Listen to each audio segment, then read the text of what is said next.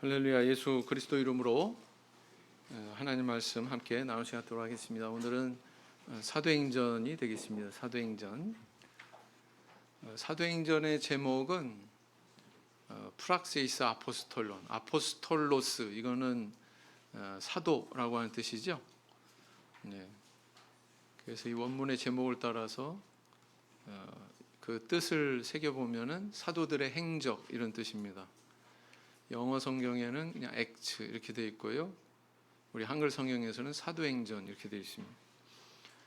혹시 아주 오래된 그런 영화인데 시스터 액트 이런 영화를 아시나요? 수녀행전, 우리말로 번역하면 수녀행전 정도가 되겠죠.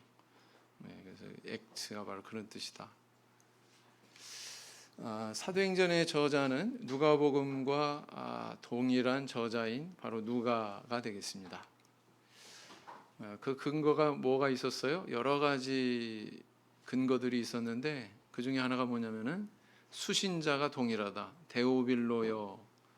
근데 또 사도행전에서 내가 먼저 쓴 글에는 이렇게 돼 있잖아요. 앞서서 쓴 글이 있구나. 누구한테요? 데오빌로에게.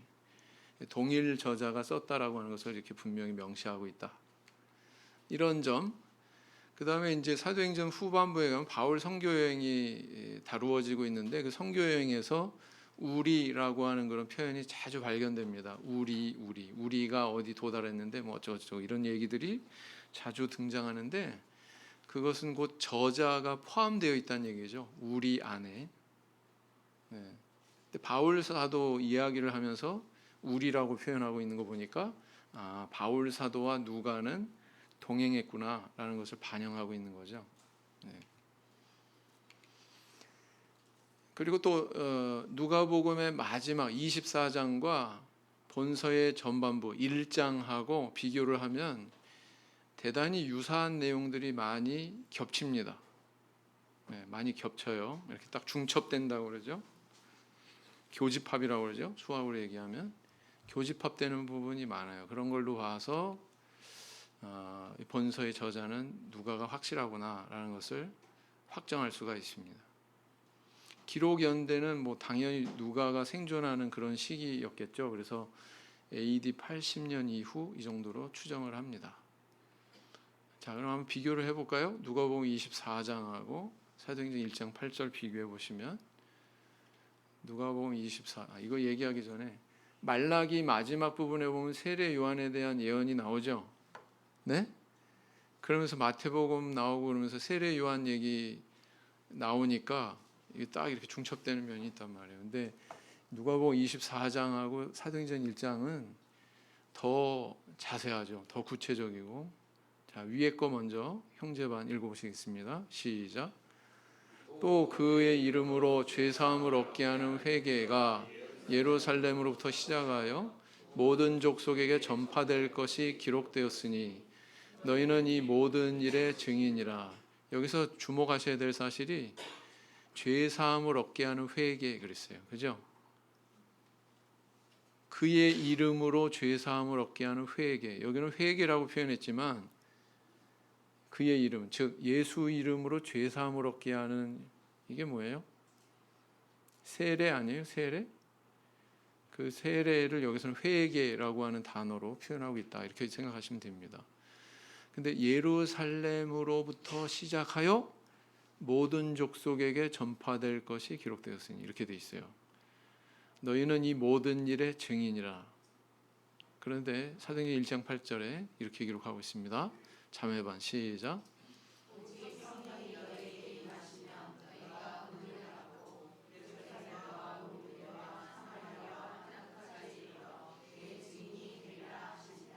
예, 여기서 빨간색 칠해놓은 것만 비교해 보자고요. 예. 예루살렘에서부터 모든 족속에 전파된다 그랬는데 사도행전 1장 8절에서는 예루살렘과 온 유대와 사마리아와 땅끝까지 이렇게 표현하고 있는 것은 이렇게 동심원을 그리면서 뭐예요? 점점 전파되는 그런 모양을 상상하시면 됩니다. 예루살렘은 도시고요. 유대와 사마리아는 지방이죠. 한 도시에서 지방으로, 또 지방에서 땅끝까지 이렇게 복음이 전파될 것을 이야기하고 있고, 여기서 또 동일하게 증인이라고 하는 단어가 나오고 있다는 거예요. 자, 또 다른 구절을 보죠. 49절. 24장 49절. 형제 반 시작.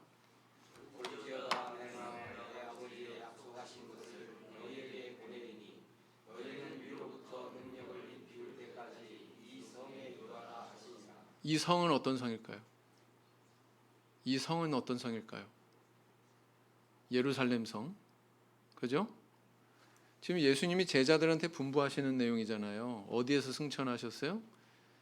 예루살렘 오른쪽에 있는 뭐예요? 오른쪽에 있는 감람산, 그죠? 그쪽 그 언덕에서 승천하셨죠. 그래서 이 성은 바로 예루살렘 성을 가리킨다. 또 읽어보겠습니다. 사도행전 1장 4절 자매반 시작.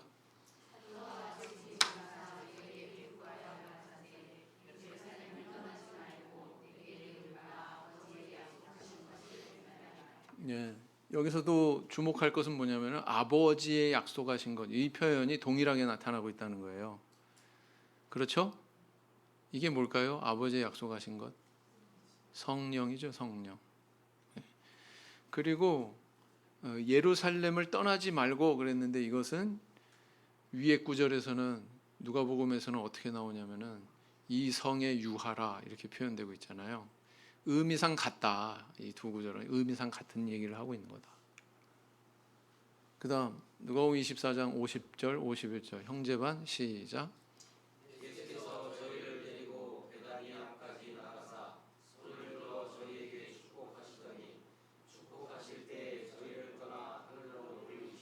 예, 누가복음 마지막 부분에는 예수님의 승천 기사에 대해서 이렇게 기록을 하고 있습니다. 그래서 저희를 떠나 하늘로 올리우시니 저게 괄호가 쳐져 있어요. 왜 쳐져 있을까요? 저희를 떠나시니 이것도 말이 돼야 안 돼요. 근데 괄호 치고서 하늘로 올리우시니 요걸 올리우 여기까지 삽입을 했단 말이에요. 괄호를 쳐놨단 말이에요. 전에도 말씀드린 적이 있는데 성경에 간혹 괄호가 있고 없고 특히 괄호가 있는 부분 사도행전 8장에 보면 또 괄호치고 없음 이런 구절도 있죠. 그건 뭐냐면은 원문 성경이 다른 사본으로부터 차용했기 때문에 이런 것들이 발생하는 거예요. 그러니까 원어로 되어 있는 헬라어 성경에는 사본이 여러 가지가 있는데 그 사본이 다 동일하지가 않아요. 조금씩 차이가 있어요. 그 차이 있는 점을 나타내는 게 괄호다. 어떤 사본에는 저희를 떠나시니 이렇게 돼 있고 다른 사본에는 저희를 떠나 하늘로 올리우시니 이렇게 돼 있고 이해가 되시죠? 네. 그다음 사도행전 1장 9절 자매반 읽어보시겠습니다. 시작.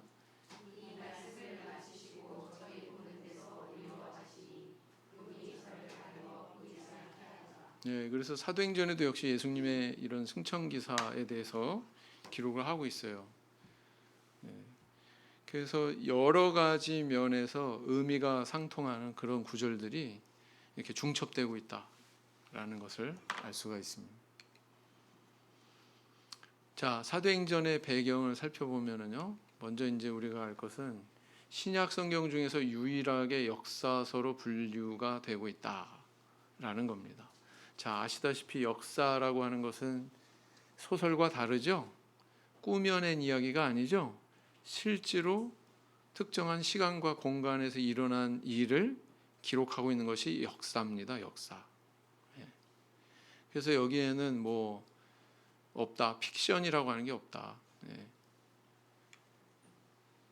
그다음 본서는 교회 성립 후 약 30년의 교회 성장사를 기록하고 있습니다. 교회 성립은 언제 이루어졌어요?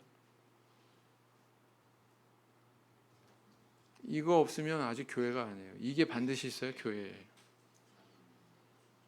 사도행전 2장에서 성령 강림을 통해서 교회가 비로소 이루어지죠. 그래서 그 후 한 30년의 세월을 다루고 있다. 바울 사도가 나중에 로마에 가서 그렇게 결박된 채로 이렇게 복음 전하는 그 장면이 아마 한 30년쯤 뒤에 오순절 사건 30년쯤 뒤의 일이구나, 이걸 이제 생각하시면 되죠. 그리고 이 사도행전에는 아주 긴 연설 설교 내용이 많이 기록이 되어 있습니다. 이 사도행전은요, 복음서와 서신서의 가교적 역할을 하고 있다, 이렇게 볼 수가 있습니다. 컴퓨터로 얘기하면은 마더보드다, 허브다, 이렇게 볼 수가 있습니다. 그도 그럴 것이, 이제 만약에 사도행전이 없다고 할 것 같으면 서신서의 많은 그런 내용들이 도대체 데살로니가 교회는 어떻게 생긴 교회인데 이런 글이 있지? 고린도 교회는 도대체 어떤 교회인데 이런 글이 있지? 여기에 대해서 아마 생각을 못했을 거예요. 사도행전의 그 모든 교회들이 이루어진 과정을 기록을 하고 있거든요. 그러니까 그 기록을 기초로 해서 서신서의 내용을 이렇게 추적해 들어갈 수가 있는 거죠. 그래서 이렇게 가교적인 역할을 담당하고 있는 게 바로 사도행전이다.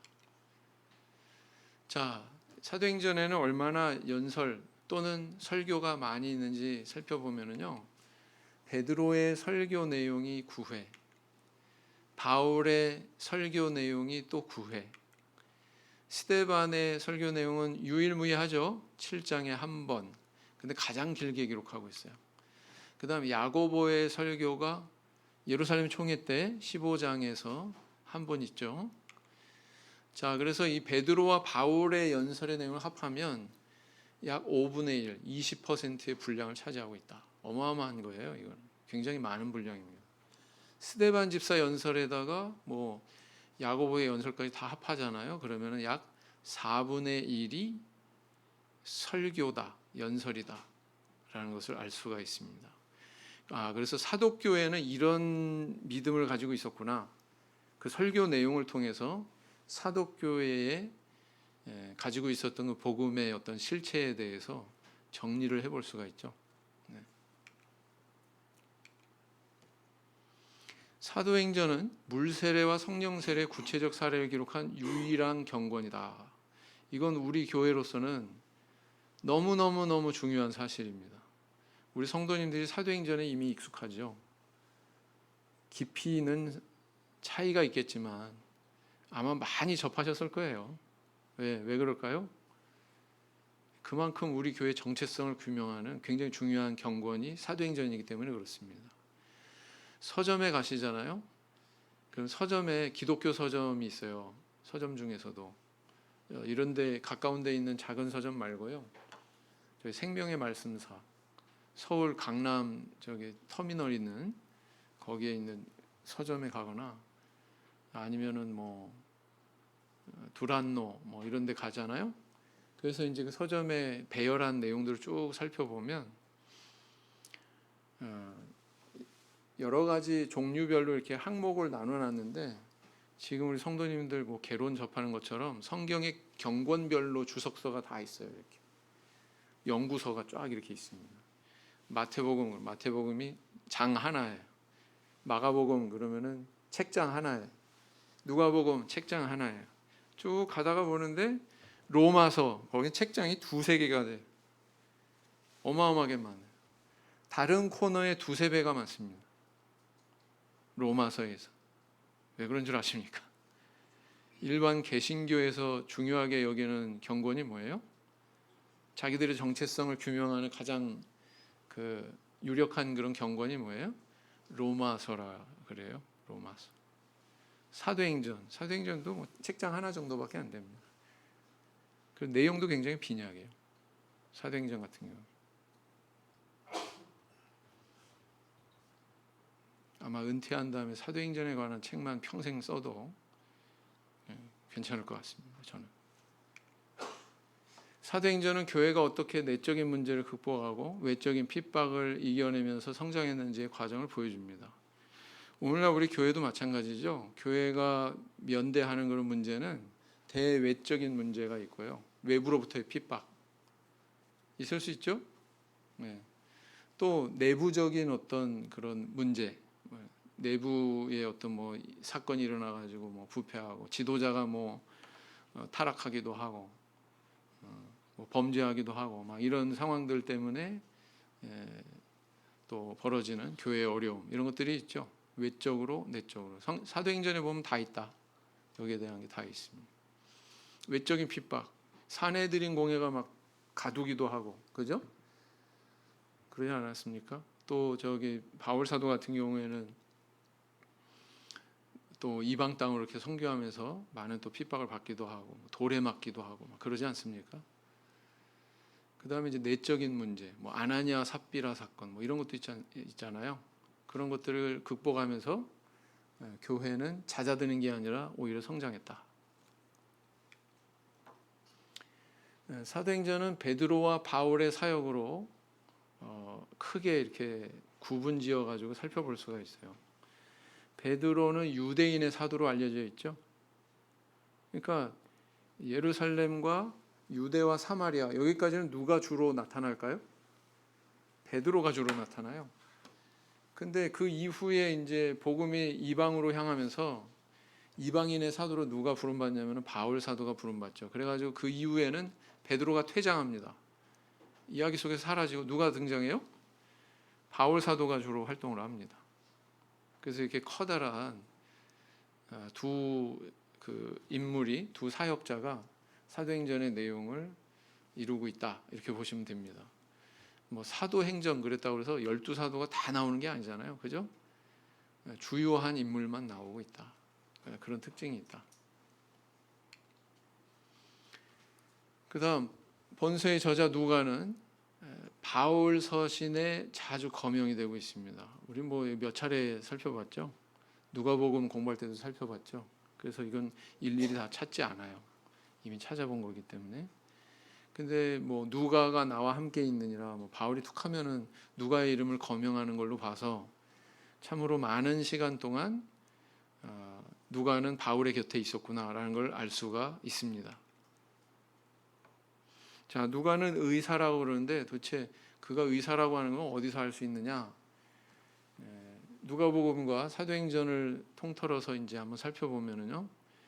뭐 중한 열병, 온몸에 나병 들린 사람, 뭐 발과 발목이 곧 힘을 얻고 이렇게 발과 발목을 구분해서 이야기하고 있죠.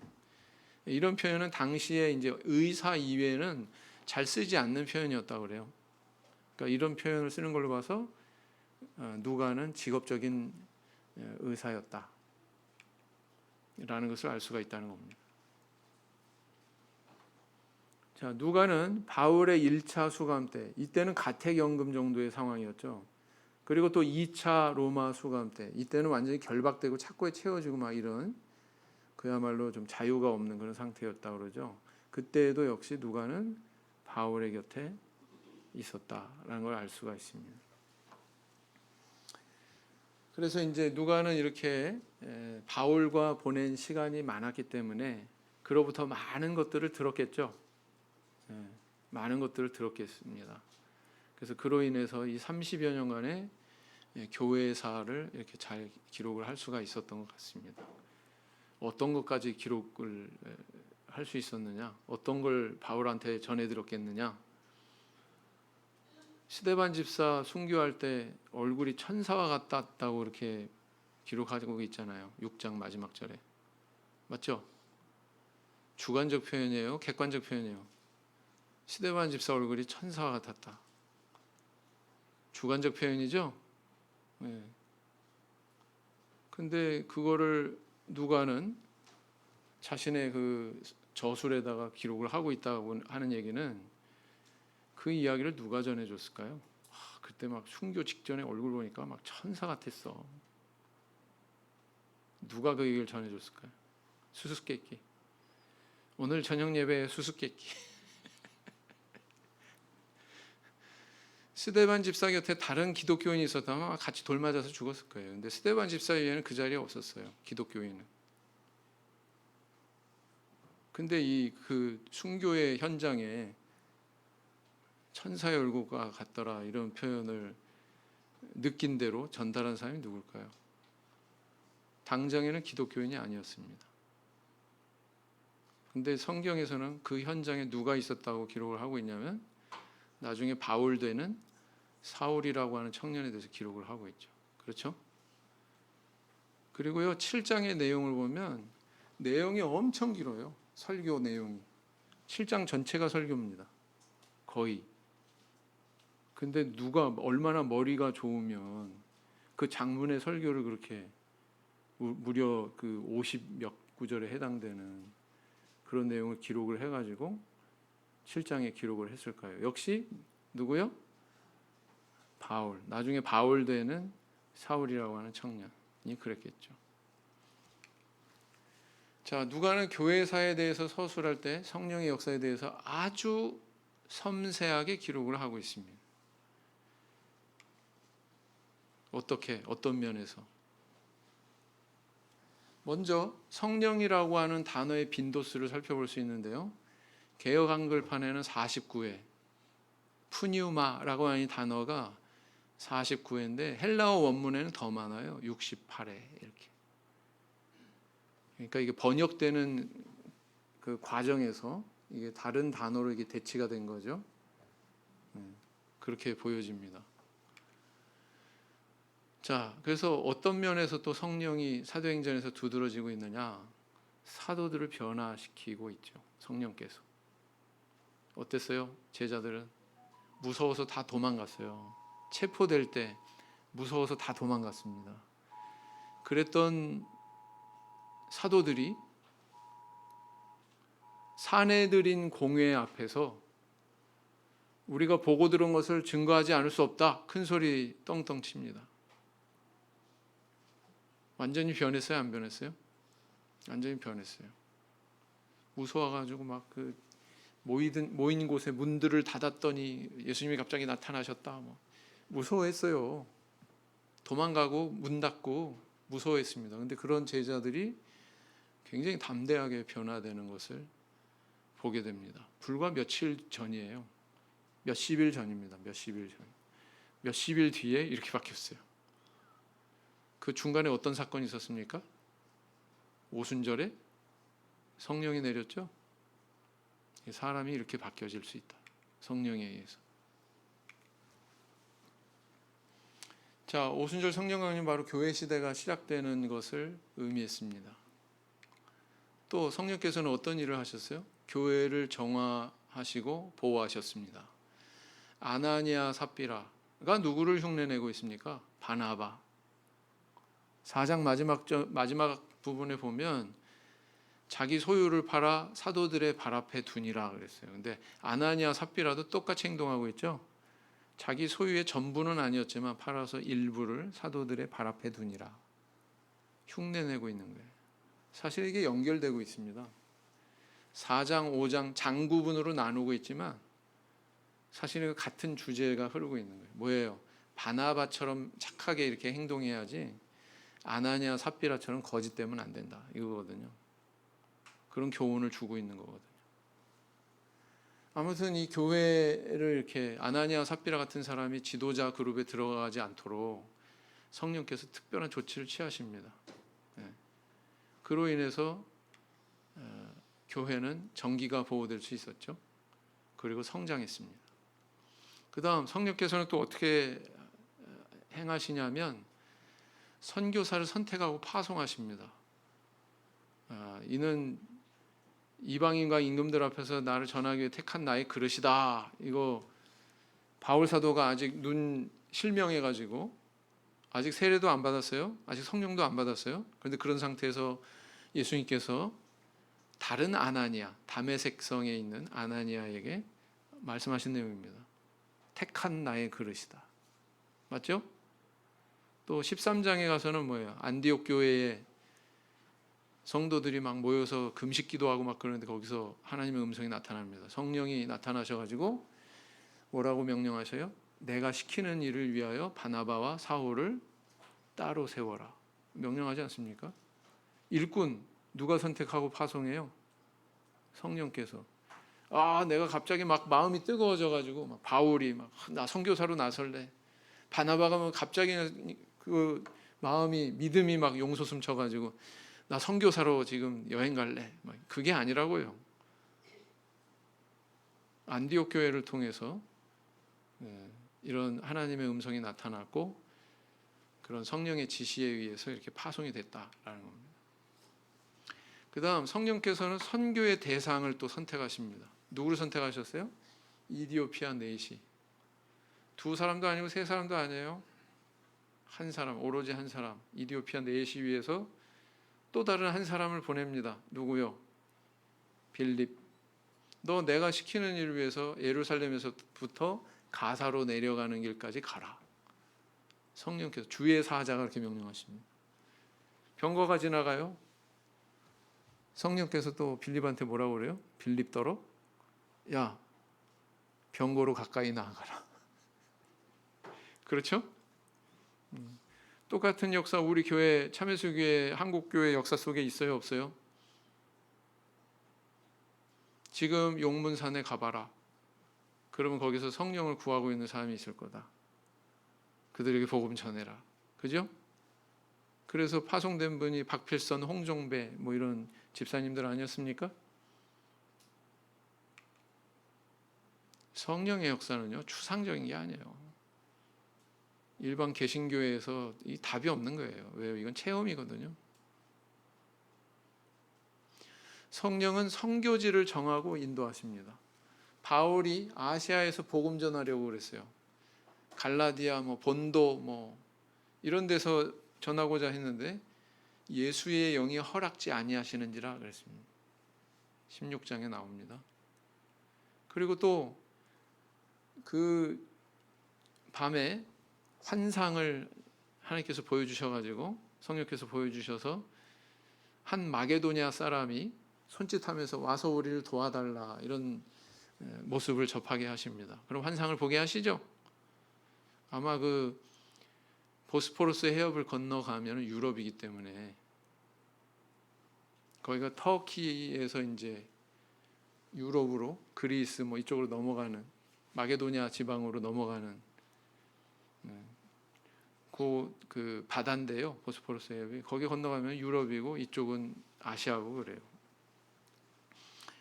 유럽 사람이니까 어떻습니까? 외모도 좀 틀렸겠죠. 피부도 하얗고 머리도 노랗고 그런 사람이 나타나서 막 와서 우리를 도와달라고. 그거를 바울 사도는 어떻게 인식을 했냐면은 여기서 복음 전하지 말고 저쪽으로 건너가서 전하라는 뜻이구나 이렇게 이해하고 그쪽으로 넘어가지 않습니까? 마게도냐 지방으로. 그래서 빌립보 교회가 세워지고 데살로니가 교회가 세워지고 그런 거예요. 그래서 이거는 바울 사도가 선택한 게 아니죠. 선교지. 내가 여기서 선교를 해야겠다. 복음을 전해야지. 그게 아니고 선교지도 누가 정해 주신 거예요. 지금 이런 역사는 성령께서. 그러니까 하나부터 열까지 누구한테 복음 전해라 라는 것 같아요. 그죠? 이디오피아 내시 또 고넬료 이런 것들을 다 우리가 자세하게 살펴볼 때 성령 행전이라고 하는 이유가 있구나. 있어요, 없어요? 있죠. 그래서 이 성령이라고 하는 것에 대해서 굉장히 구체적으로 섬세하게 표현하고 있단 말이에요. 성령의 역사를. 아마 우리 김천에서 초기에 이런 성령의 역사가 없었으면 우리 교회는 그렇게 오래 유지 못했을 거예요. 이렇게 성장할 수 있었던 그 뒷배경에는 초기에 성령께서 주권적으로 역사하시는 기간이 있었기 때문에 우리 교회가 사라지지 않고 명맥을 유지할 수 있었던 겁니다. 자, 후반부에 가면은요, 별 내용이 뭐 사건 전개에 대한 별 내용이 없고 맨 지루한 그런 설교, 연설문 그죠? 변론하는 내용 그다음 보고하는 공문 내용 이런 것만 쭉 나오지 않습니까? 그죠? 네, 그렇습니다. 그래서 바울 사도가 감금돼 있는 동안 총독들과 대화한 내용 이런 내용 그런 내용들이 주류를 이루는데 도대체 왜 이렇게 장문의 그런 내용으로 이런 것들을 쓰고 있을까? 사람들이 이제 열심히 연구를 한 거예요. 연구해서 내린 결론이 뭐냐면 사도행전은 기독교를 보호하려고 하는 목적도 담고 있구나. 호교적 목적을 가지고 있구나. 기독교라고 하는 종교를 보호하려고 하는 목적으로 이 많은 내용들을 기록을 했구나라는 것으로 결론이 났습니다. 왜냐하면 그때 당시에 기독교는 굉장히 사회에 위협을 끼치고 좀 불량한 그런 종교로 오해를 했었거든요. 근데 그런 오해를 불식시키고 이 종교는 좋은 종교다, 선한 종교고 사람들을 이롭게 하는 종교다라는 것을 설득하는데, 그 설득하는 역할을 바울 사도가 이렇게 옥에 갇히고 막 재판받고 이런 과정을 통해서 그의 입에서 나오는 변론의 내용을 바로 그런데 지금 활용을 하고 있는 거거든요. 그렇다. 자, 그래서 이제 바울 사도가 로마로 가서 로마에 도착해가지고 거기서 이제 복음 전하는 내용으로 끝을 맺고 있는데, 한번 읽어보세요. 마지막 28장을 읽으면 마치 한 장 넘기면 29장이 계속될 것 같은 그런 느낌이에요. 뭐냐면 이야기가 아직 안 끝났어요. 근데 중간에 그냥 뚝 잘라버린 것 같은, 결론이 없는 그런 이제 그 마무리를 보여주고 있거든요. 그래서 마치 사도행전 내용이 계속 이어질 것 같은 그런 느낌을 딱 주면서 이 본서가 끝나고 있다, 이렇게 볼 수가 있습니다. 그래서 사도행전에 몇 가지 테마들이 있어요. 다음 시간에 또 하니까 그냥 주제만 말씀을 드릴게요. 교회의 지리적 확장. 예루살렘이라고 하는 작은 도시에서 시작이 됐는데 이 복음이 다시 어디로요? 유대와 사마리아 지방. 저기 노란색으로 흐릿하게 짙은 노란색으로 되어 있는 게 유대 지방이고요. 분홍색으로 되어 있는 게 지금 사마리아고요. 저기 약간 연두색으로 되어 있는 게 갈릴리 지방이고요. 이때 이 사마리아, 유대 여기까지 이제 복음이 전해지는 내용이 12장까지의 내용을 이루고 있다, 이렇게 볼 수가 있습니다. 그 다음에 13장 이후에는 어떤 내용이에요? 바울의 1차 선교여행, 2차 선교여행, 3차 선교여행, 그 다음에 로마행. 그러면 이제 사도행전이 끝나는 거예요. 그래서 이거 공간적으로 보면 예루살렘과 온 유대와 사마리아 땅끝, 이게 이제 그대로 예수님 말씀하신 대로 그대로 성취되고 있는 것을 보게 됩니다. 8장 1절, 스데반 집사 순교 후에 나온 거죠. 바울이 그의 죽임, 그는 누구예요? 스데반 집사. 죽임당을 마땅히 여기더라. 그날에 예루살렘에 있는 교회에 큰 핍박이 나서 사도 외에는 다 어디로요? 유대와 모든 땅으로 흩어지니라 그랬어요. 근데 여기 한 가지 구절을 한번 찾아보시겠습니다. 11장 한번 찾아보세요. 사도행전 11장을 찾아보시면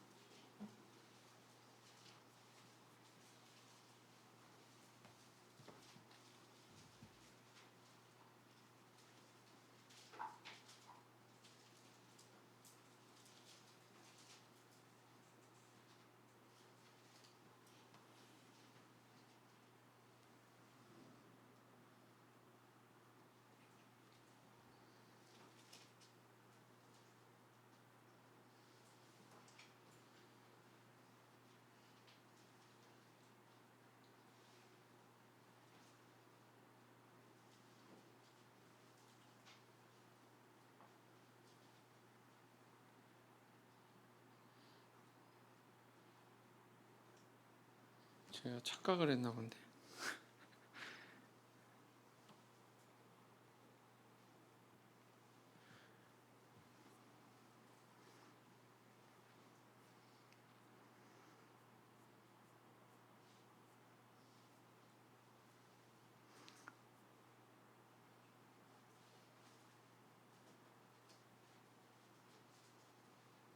아, 9장이네요. 9장. 제가 착각을 했습니다. 사도행전 9장 31절 보시면 9장 31절 보시면 어떻게 되어 있습니까? 그리하여 온 유대와 갈릴리아 사마리아 교회가 평안하여 든든히 서가고, 그랬죠? 여기도 새 지명에 대해서 나와요, 안 나와요? 네, 새 지방 이름이 그대로 나오고 있죠. 여기 아까 보여드린 지도에 갈릴리와 사마리아와 유대와 다 나오죠. 네? 네. 그러니까 요 9장 내용을 통해서 보면 여기 지금 두 군데만 번쩍번쩍하고 있는데 사실은 갈릴리 지역까지도 다 복음이 편만하게 전파됐다라는 것을 의미합니다. 그렇고요. 그 다음에 두 번째 테마는 뭐냐면 아까 말씀드린 성령행전입니다. 사도행전은 성령행전이다. 성령께서 제자들 변화시켰다고 아까 말씀드렸죠. 도망갔던 제자들이 우리는 보고 들은 것을 말하지 아니할 수 없다. 막 사도행전 4장에 보면 누구 앞에서 한 말인 것 같아요? 이게요. 사내들인 공회 앞에서. 사내들인 공회가 어떤 공회입니까? 예수님 십자가에 못 박아 죽인 장본인들. 그죠? 근데 그 앞에서 베드로와 요한이 이렇게 기탄 없이 말하고 있다라는 사실입니다. 변했어요? 안 변했어요? 변했어요. 교회의 정기를 보호하신 성령, 아나니아 삽비라에 대한 그런 내용이죠. 근데 이 사건의 결과가 주목됩니다. 뭐냐면은 생각해 보세요. 불미스러운 일이지만 교회 안에 사람이 죽었어요. 교회 공동체 안에 사람이 죽었어요. 주변에 그런 교회 사람 죽었다는 소문 나면은 교회가 발전할까요? 아니면 잦아들까요? 상식적으로 잦아들지 않을까요? 근데 5장 13절에 뭐라고 그랬냐면 그 나머지는 감히 그들과 상종하는 사람이 없으나 백성이 칭송하더라. 네. 오히려 교회가 좋은 기운을 받았어요. 성령께서 이디오피아 넷이 구원하시는 내용 가만히 한번 읽어보세요. 얼마나 자세한지, 섬세하게 성령께서 역사하시는지. 그 다음 사울이 골방에 들어가서 성경 묵상하다가 내가 그동안 잘못 믿어왔네. 예수를 믿어야 되는구나. 그게 아니었죠? 다메섹으로 가는 길에 그러면 왜 하필이면 또 사울이냐 이런 질문을 해볼 수가 있어요. 왜 하필이면 사울을 하나님은 부르셨나? 왜 불렀을까요? 스데반 집사 순교 현장에 누가 있었어요? 사울이 있었다고 그랬죠?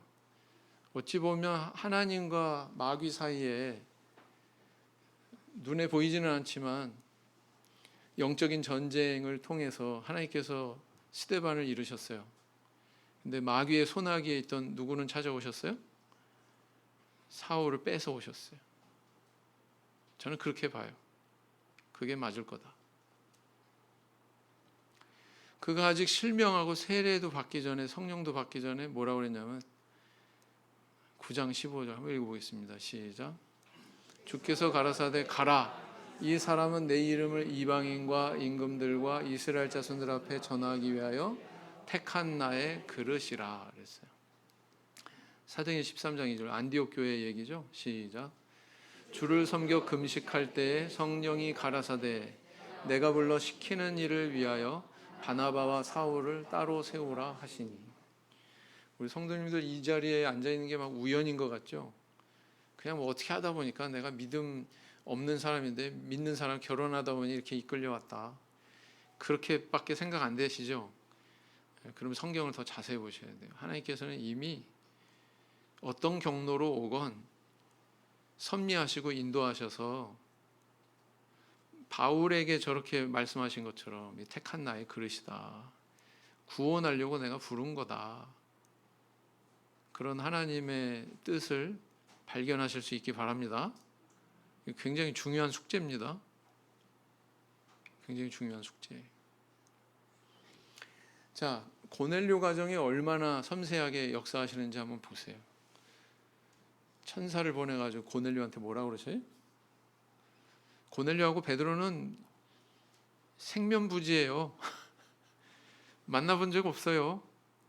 아는 관계가 아니에요. 그런데 어느 날 천사가 나타나서 너 저기 그 욥바에 있는 피장 시몬의 집에 가서 베드로라고 하는 사람을 청해라. 구체적인 이름을 다 거명하면서 그렇게 전달하죠. 또 친절하게도 그 집은 해변에 있다. 같은 시간에 또 베드로한테는 어떤 일이 일어나요? 환상을 보여주시죠. 그리고 나서 나중에 고넬료가 보낸 사람들에 대해서 뭐라고 또 그 타이밍에 말씀하시냐면은 10장 20절을 보시면 일어나 내려가 의심치 말고 함께 가라. 내가 저희를 보내었느니라. 마치 하나님께서 성령께서 중매하듯이 모르는 사람이고 여기도 모르는 사람인데 주권적으로 역사해가지고 만나게 하시죠. 그래서 이루어진 게 고넬료 가정 구원 사건이에요. 이 사건의 결말부는 뭡니까? 뭘로 끝납니까? 고넬료 일가가 성령 먼저 받고 우리와 같이 성령 받았으니 어찌 물로 세례 줌을 그 말이요? 그리고 물로 세례 주죠. 그리고는 상황 종료 끝. 고로 하나님께서 고넬료 가정에 베드로를 보내신 목적은 어디에 있었다고 볼 수 있습니까? 예수를 주로 영접하는데요? 아니죠. 성령 세례 받고 물 세례 받는데 맞습니까? 그게 목적이에요. 그게 제일 중요하니까. 그게 노른자니까. 자, 이거 아까 얘기한 거니까 그냥 지나가도록 하겠습니다. 그 다음 세 번째 테마는 뭐냐면 사도교회의 양적 성장에 대해서 계속 보도하고 있다. 2장 41절 제자의 수가 3천이나 더하더라. 4장 4절에서는 남자의 수가 5천이나 되었더라 그랬고요. 또 5장 14절에는 남녀의 큰 무리더라. 믿고 주께로 나오는 자가 더 많으니. 5장 14절이면 무슨 사건 직후에 나오는 구절이에요? 이건 아까 얘기한 건데 사도행전 5장 사도들의 발 앞에 두니라. 아나니아 삽비라 죽는 그 안 좋은 사건 이후에 오히려 14절에 뭐라고 기록하고 있냐면 믿고 주께로 나온 자가 더 많으니. 교회가 정화되니까 오히려 믿는 사람이 더 나와. 더 그죠? 그 다음 사도행전 6장 7절 이건 뭔가요? 사도행전의 내부적인 문제가 또 발생합니다. 5장에서는 저는 부패 문제인데 6장에서는 행정적인 문제가 발생합니다. 뭐예요? 헬라파 과부들이 구제 대상에서 제외가 돼요. 그래서 히브리파 사람들을 막 원망하는 그런 상황이 발생합니다. 악의가 없어요. 그냥 행정적인 미숙함 때문에 벌어진 일이에요. 그래서 베드로는 어떤 조치를 취합니까? 헬라파 유대인들 중에서 7집사를 세웁니다. 그 이름들은 전부 다 헬라식으로 지어진 이름이에요. 헬라식. 그리스 사람들 이름 짓듯이 그렇게. 요즘 젊은 사람들은 다 영어 이름 하나씩 갖고 있더라고요. 저도 역시 있습니다. 존 더 베프티스트, 세례요한 이런 뜻이에요. 근데 말하자면 이제 스데반, 빌립, 이런 이름들이 다 그런 이제 헬라식의 이름이었다는 거죠. 그래서 이제 해소가 되니까 그런 행정적인 문제가 해소되니까 교회가 또 이렇게 한번 도약을 하더라 이런 내용을 기록을 하고 있습니다. 네.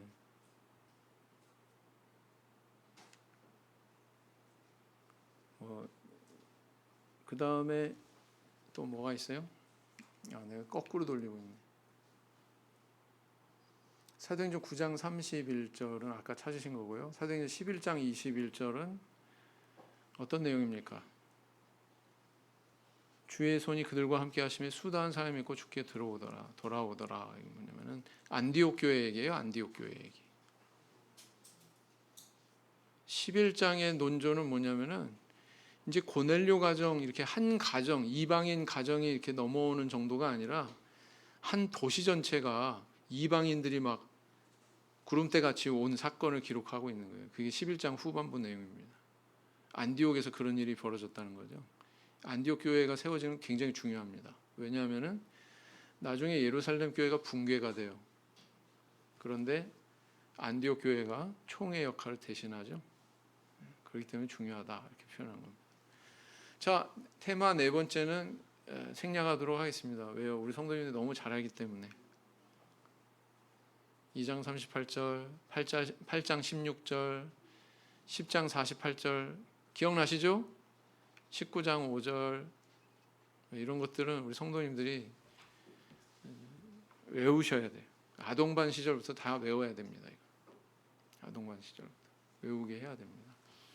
그래서 사도행전에는 이렇게 몇 가지 주제로 이렇게 분류를 해서 내용들을 추출해 살펴보면 많은 그 유익이 있습니다.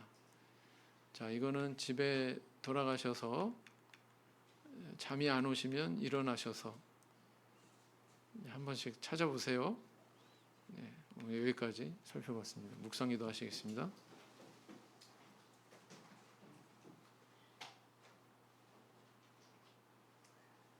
아멘.